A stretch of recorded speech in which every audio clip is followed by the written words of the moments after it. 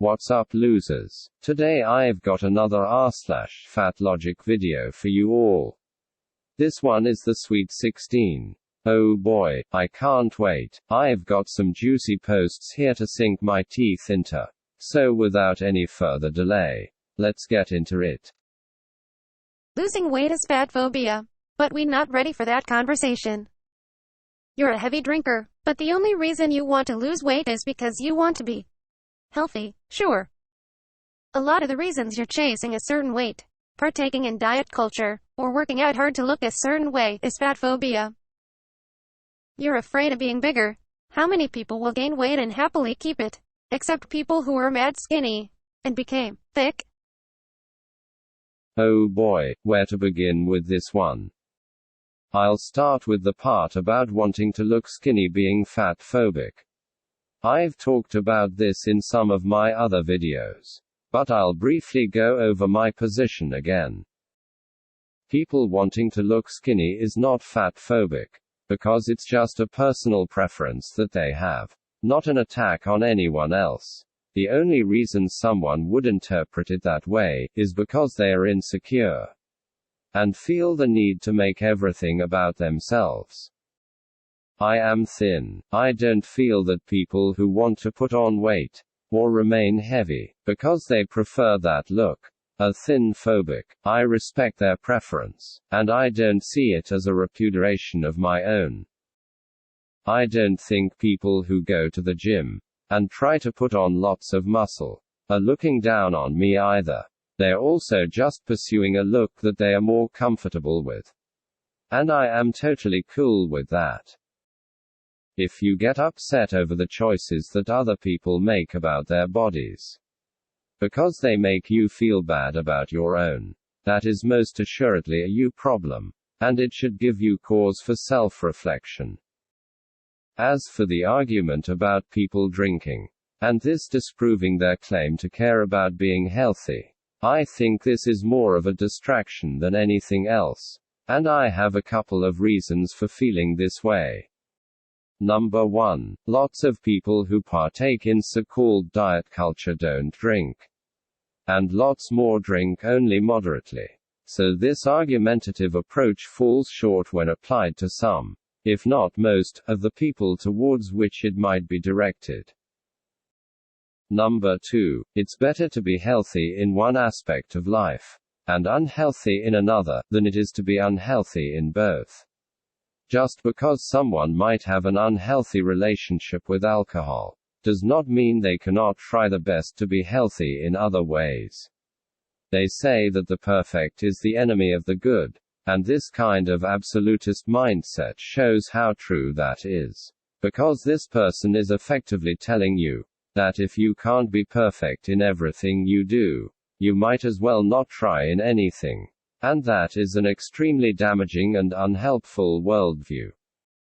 Number 3. Even if someone doesn't care about health, and is actually exercising for aesthetic reasons, it doesn't matter. As I've said, people are perfectly entitled to pursue their preferred aesthetic ideals.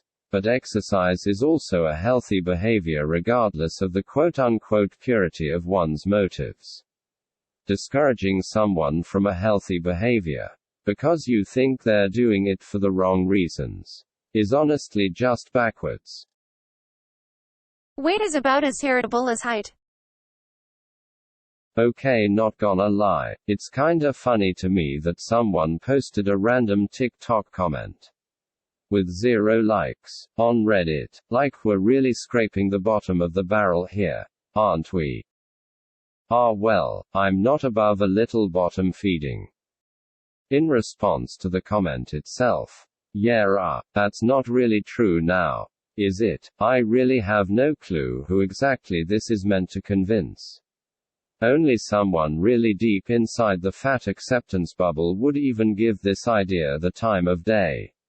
For most people, the idea that height and fat are equally heritable is so starkly opposed to anything that even slightly resembles common sense that they would assume it was some kind of joke. I can accept that there are genetic factors that can make one more or less susceptible to obesity. And I can accept that the diet to which one is exposed at a young age can greatly influence their chances of being obese. But it is still possible for an obese person to lose weight later on in life. It is never too late for someone to turn things around. Height, on the other hand, is something over which you have absolutely no control once you're an adult. Both genetic and dietary factors will play a part in determining how tall someone ends up. But once you're finished growing, that's it. Unless you go for some wacky limb lengthening surgery or something, you're stuck at the height you eventually reached for the rest of your life. To compare your weight to your height is to completely deprive yourself of any agency. To give up on even trying to take charge of your life. And to blame factors outside of your control for all of the problems that come your way regardless of their nature. And frankly, I think that's a shameful way to live.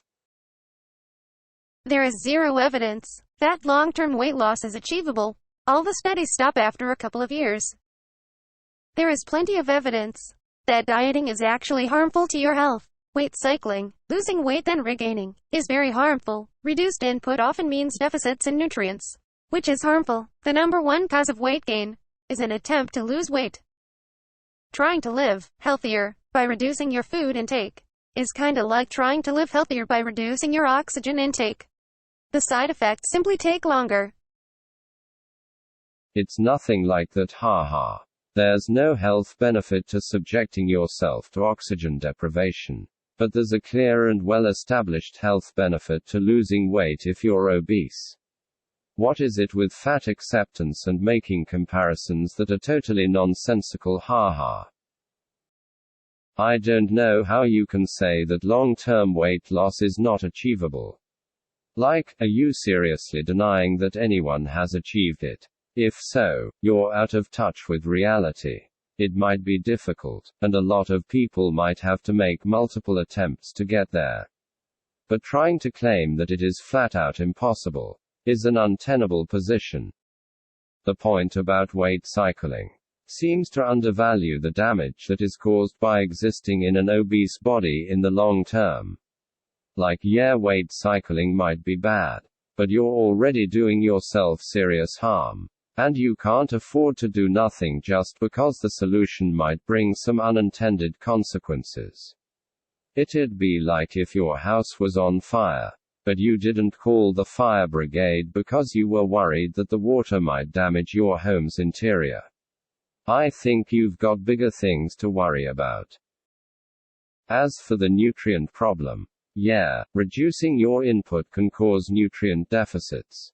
But that's only if you're eating trashy foods, or too much of the same food, which is a bad idea regardless of your caloric intake. I wouldn't be surprised if this is more of an issue for obese people than it is for thin people. To be honest, I mean, you don't generally become obese by eating too many fruits and veggies. Regardless of one's weight, it is important to eat a varied and healthy diet. But this is not a good reason to refuse to diet.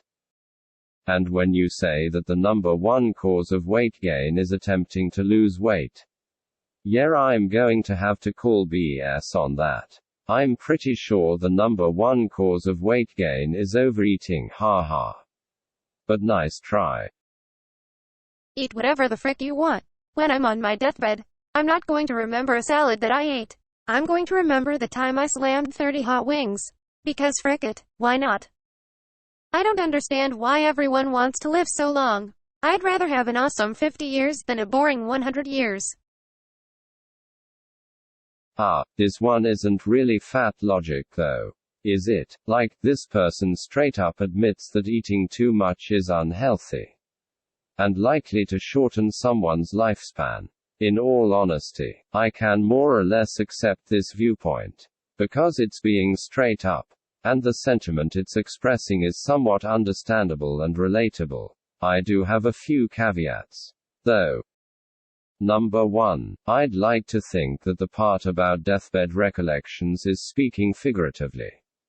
Because it would be kind of sad if the best thing you had to look back on as you lay dying, was eating a bunch of chicken wings. As much as one might enjoy chicken wings, you would have to have lived a pretty empty life for that to be your happiest memory. I also don't see how one particular instance of overeating would be so memorable. If you were overeating regularly enough that it cut your life expectancy in half. Like, wouldn't that make each binge just blend in with all the others? Maybe I'm missing something. As an irrelevant side note, 30 hot wings sounds like an awful lot to eat in one go. Like, a painful amount. I don't think my poor whittle tummy could take it. Number 2. I don't agree that there necessarily has to be a binary choice between obscene junk food binges and austere salads for every meal. You don't have to sacrifice the unhealthy foods you love to maintain a healthy weight. You just have to moderate your consumption of them. And doing some cardio to burn off calories here and there doesn't hurt either.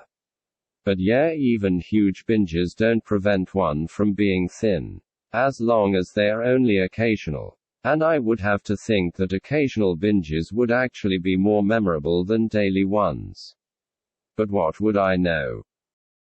And finally, your willingness to die at 50 is your business. But if there are people who love you and or rely on you, this becomes a somewhat murkier moral picture.